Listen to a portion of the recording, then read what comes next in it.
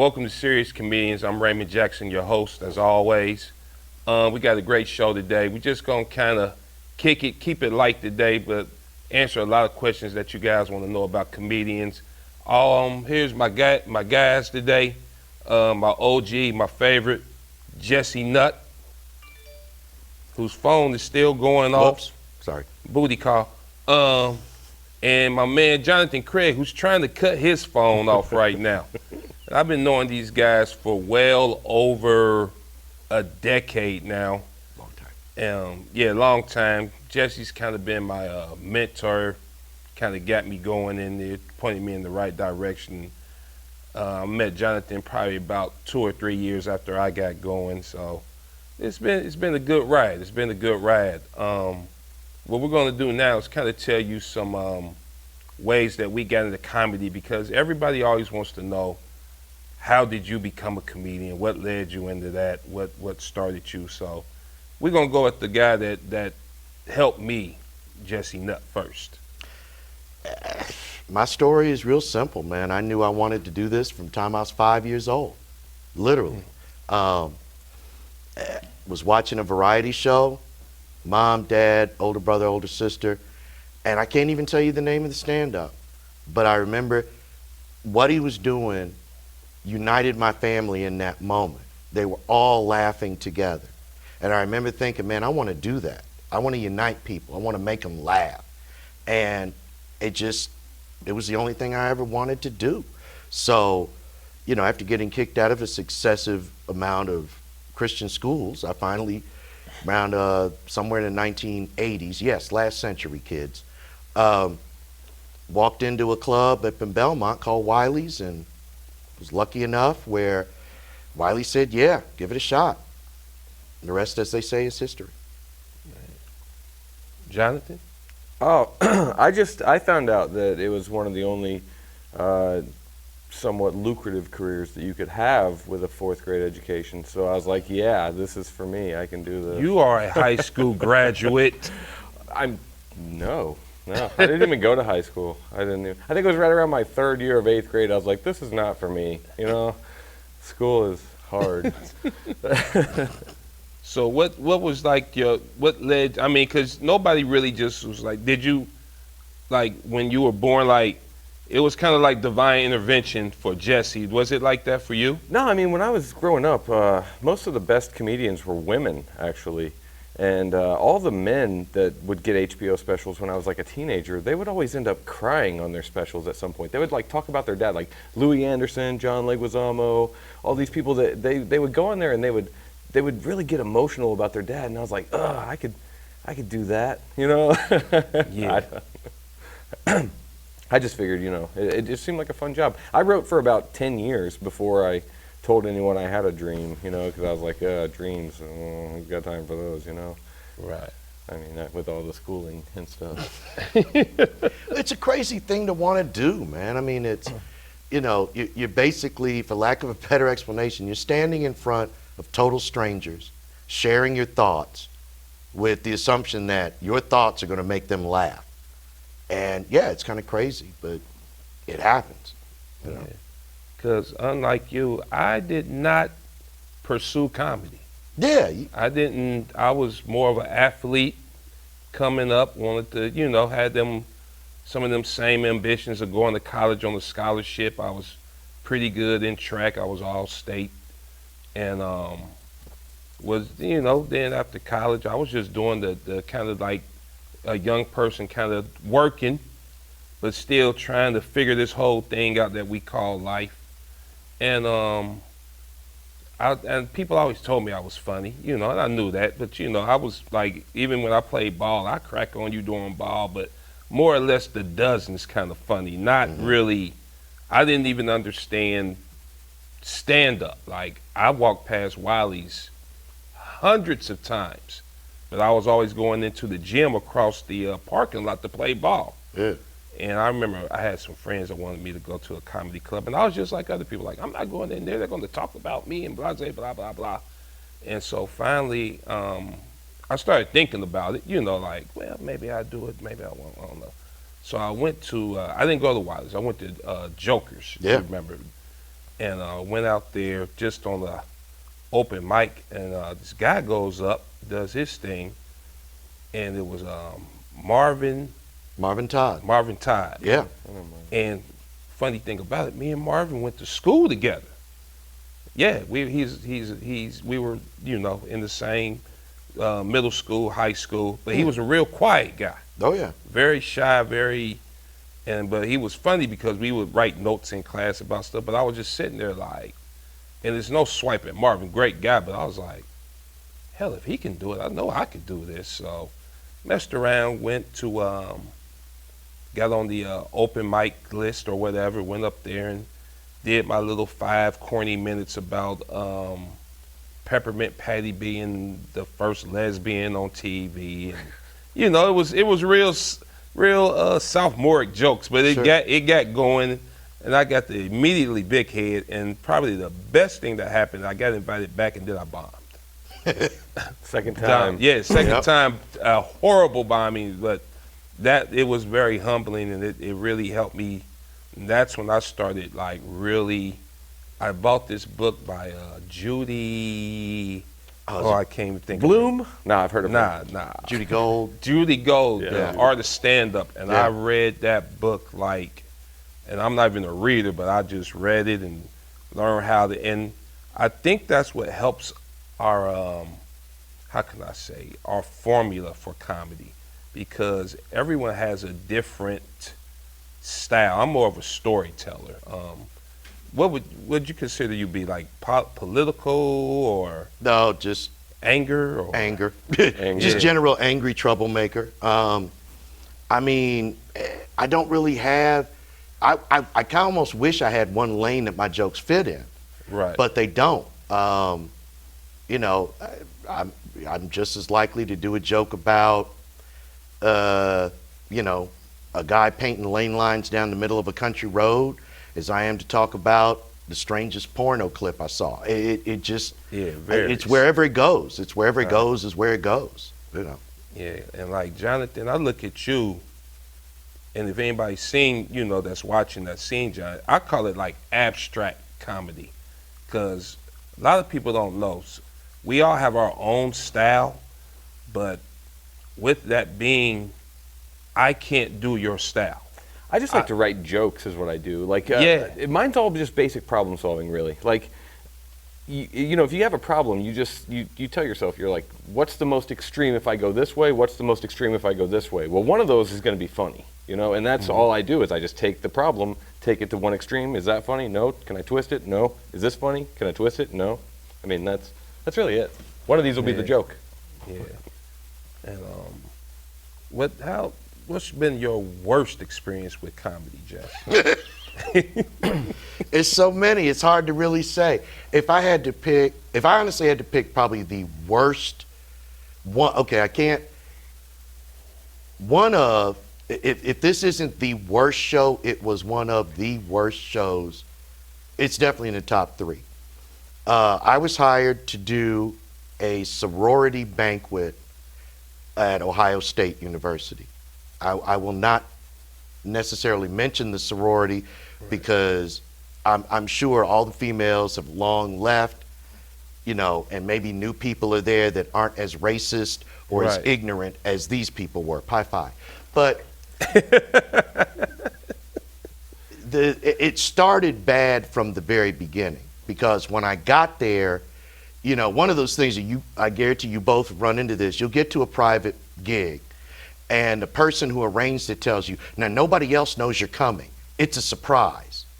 Oh. Which you already know is not going to work. Surprise comedy. Yeah, it just never works. We're going to have a comedy show. It doesn't come across as comedy if people don't expect comedy. And you're all going to sit down and magically be mesmerized by the comedy stylings of Jesse Nutt. Like, why is this guy going off? And then it got worse from there, because then she tried to, there's no other way to put it, what she wanted from me was a stereotypical, air quotes, urban comedy experience.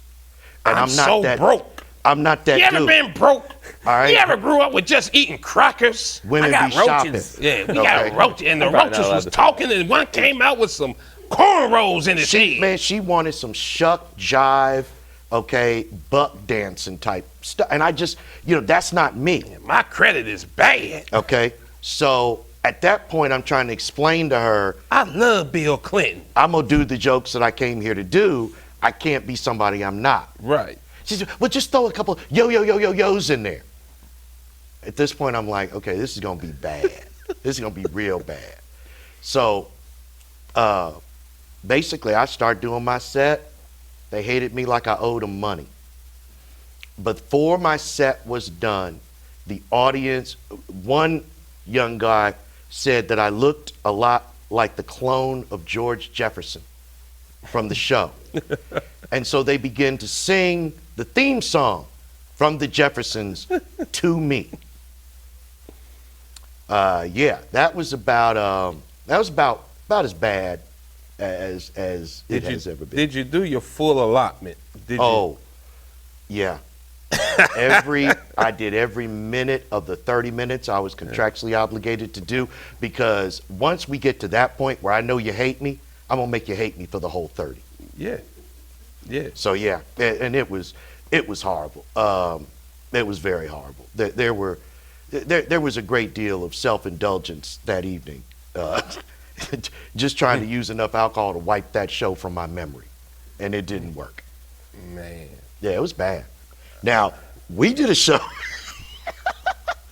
We did a show together, which definitely ranks in that same group. We did a lodge, and I don't want to criticize because I've done other lodges Right. in this group where it wasn't this bad. They hated him and they hated me. I'll let him tell you the best part of the story about how bad they hated me. Oh, yeah. At one point, Jesse's still on stage, and I can tell the audience is getting, they're getting rowdy. And an old lady with a walker, she totally just slowly but surely made her way across the entire room. And she got over to us, and I was like, oh, what's she got to say, And she comes over to us, she's like, if he doesn't stop, I'm going to stab him. She was gonna Game of Thrones you. She's going to shank you, Jesse. Ah! She wasn't playing, man. Proud moment. Even though you could have just walked away from her, but that's a lot of anger when Yeah. she's. We're talking, she's got 75 steps left, and she used like 34 of them on Jesse. You know what I mean? Like, that's a lot of hate. I can definitely do that. But the best part about that show was at the end. I said, thank you, good night. Within 10 seconds, a voice came over the loudspeaker instructing every single person to stand up and bow their heads in prayer to cleanse the room. So, yeah. You was the devil. Evidently. Yeah, I remember. And he opened for the devil. And so. you opened. I did. So what did they? I don't really. I remember the show getting bad once I got off stage. Maybe I started the fire. You know what I mean? Maybe that's what happened.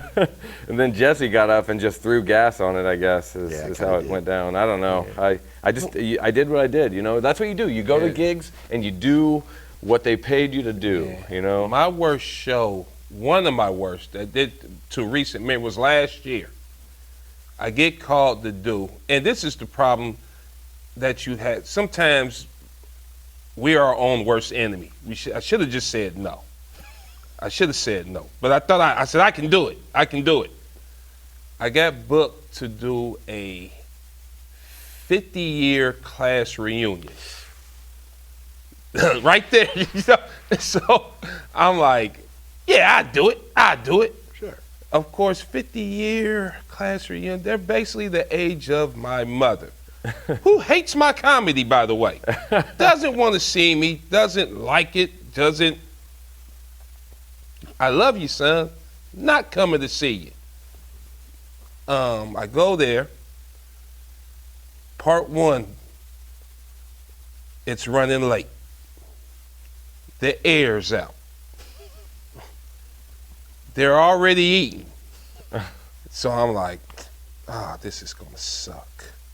So now I'm waiting around, and they're like, we're going to make me laugh. Part 2, they put me in the middle of a dance floor.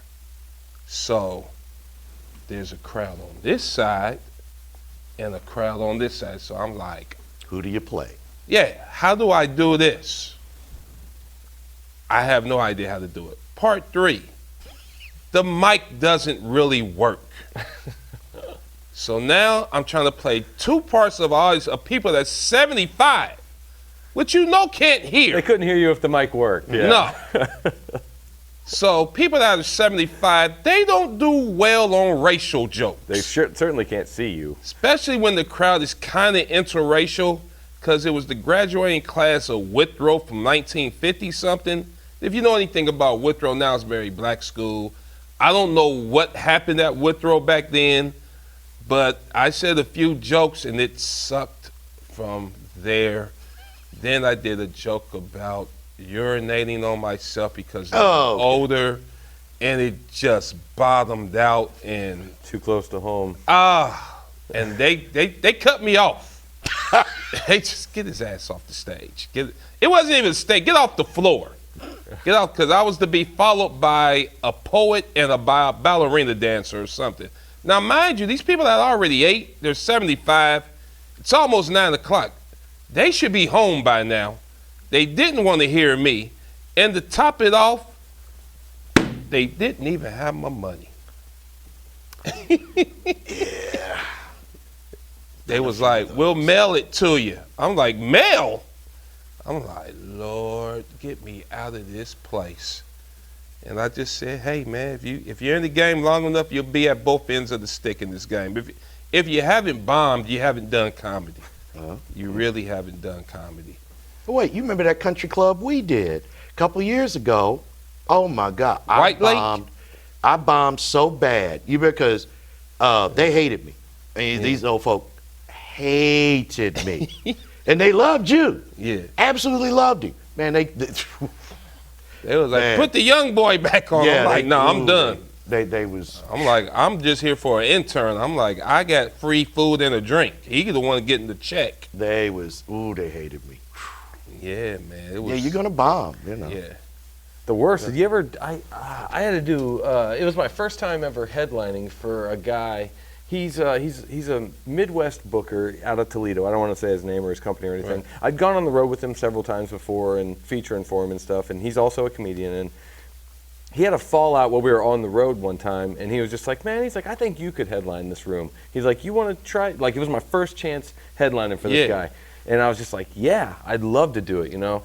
And the room was in a place called Madison, Ohio. Kind of up just outside Cleveland, sort of between Cleveland and Ashtabula up there, you know. And I go, and I'm so excited to do this show, and the room is packed, probably maybe 80, 90 people in the room, not a real big room. And I get up, and I have to do 45 to 60 minutes. And I got the material, Right. but they never laughed, right? Not once. And so once I got to be like 10 or 15 minutes in, I was like, this is super awkward, you know? But the weird part is that they never heckled either, you know? So you can't be a jerk. Like, You kind of just have to take it and be like, I will work harder. Thank you for opening my eyes to this, guys. touche. Yeah. In silence. I've never listened to the recording, actually. Yeah. Because when I got off stage, the owner, who was also the MC of the show, he came up on stage, he's like, well, I'm sorry about that crap right there. He's like, the next show's not till September. It's obviously going to be better than whatever the hell that was. And I was like, you're supposed to be on my side, buddy. You know? Now go home. Now go home and grovel as you drive for 3 hours. You know how normally there's like an awkward moment at the end of the show where you have to ask for your money sometimes? There was no awkward moment. I yelled at the crowd. I was like, so where do I get paid? And probably got one of the biggest laughs of the night. Yeah. Like I did not give a crap. Note to everyone, comedians want to be paid. Yeah. We want to be paid. Really, we would like to be paid. In a few minutes, we'll be talking about the culture of getting paid in comedy. White shows versus black. We're going to go there. What's one of the most, how could I say it, different shows that you've ever been encountered? I'll say that. A couple, man. Look, okay, I've pretty much done every kind of church. I've been in synagogues. I've never been in a mosque, but I've been in every kind of Protestant Catholic church basement doing comedy over the years. Those are always strange to me.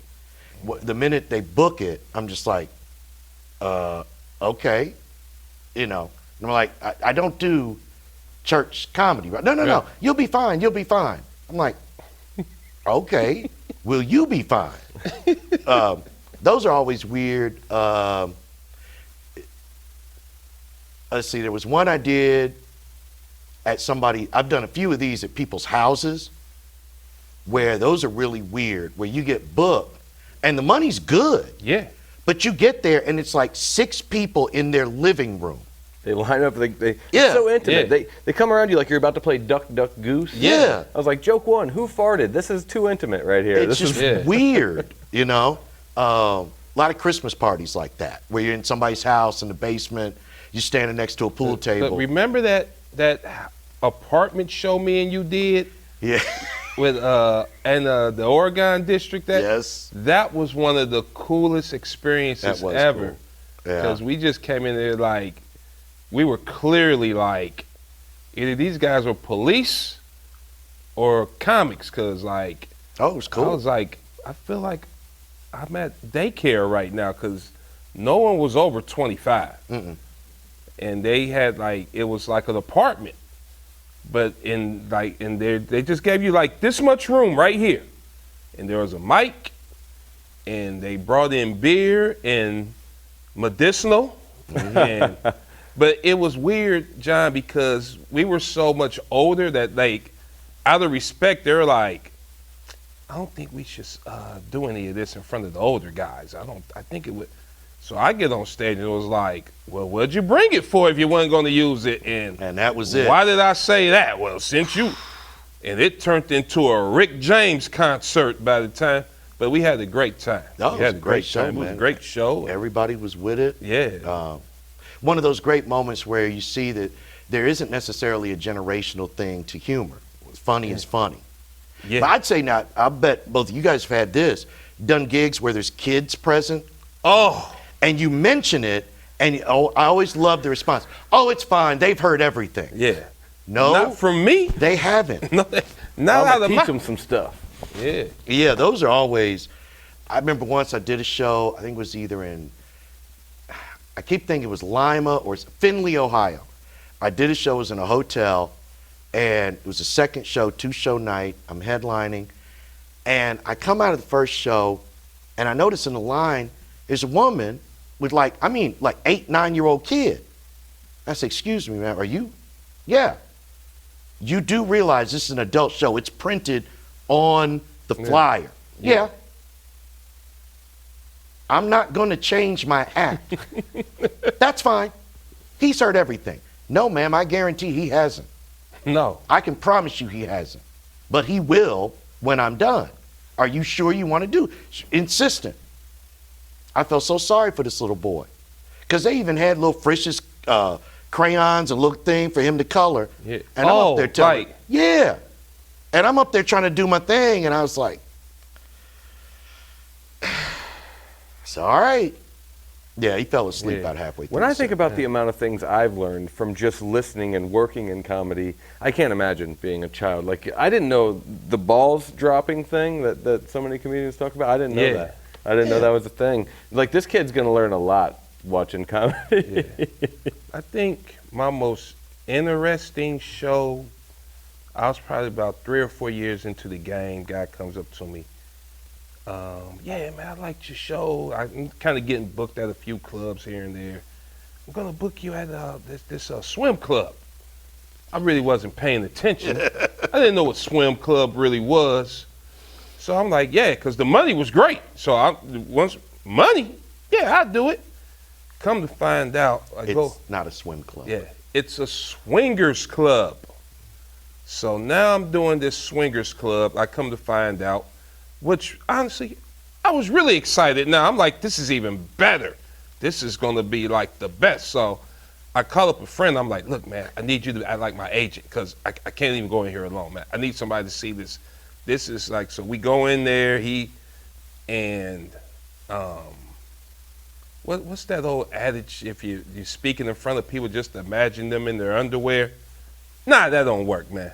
That don't work at all, people. No, that does not work. Because we get through the show. Some lady chased me around that I don't know what, she had like a tennis racket that had like it shocked you when you, and she wanted me to smack her on her behind, man, with the racket. And I was like, can I just do my show? I'm trying to do the show. Because it was like intimate. They all sat around me, but just imagine people sitting around you semi-naked, all the way naked. And I'm telling you, funny is not, it's not fun to look at people laugh as they're naked. Different parts of the body are moving, and it's not, I was like, that's not sexy at all. Because I'm not even, it was the weirdest thing for me to observe, man.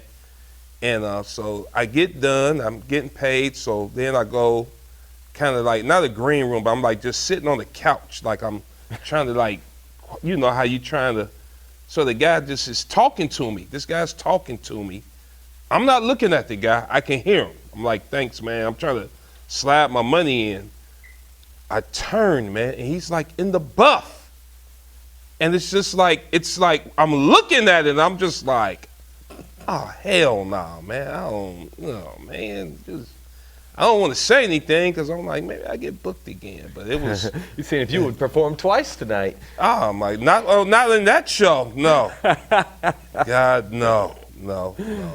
The Dayton Swim Club. Yeah, man. Yeah. It was. Who books that? It's closed now. It's closed. But it was a different experience, man. Yeah. Got a few more minutes. How is comedy different from a cultural perspective, real quick? If we could do it real quick.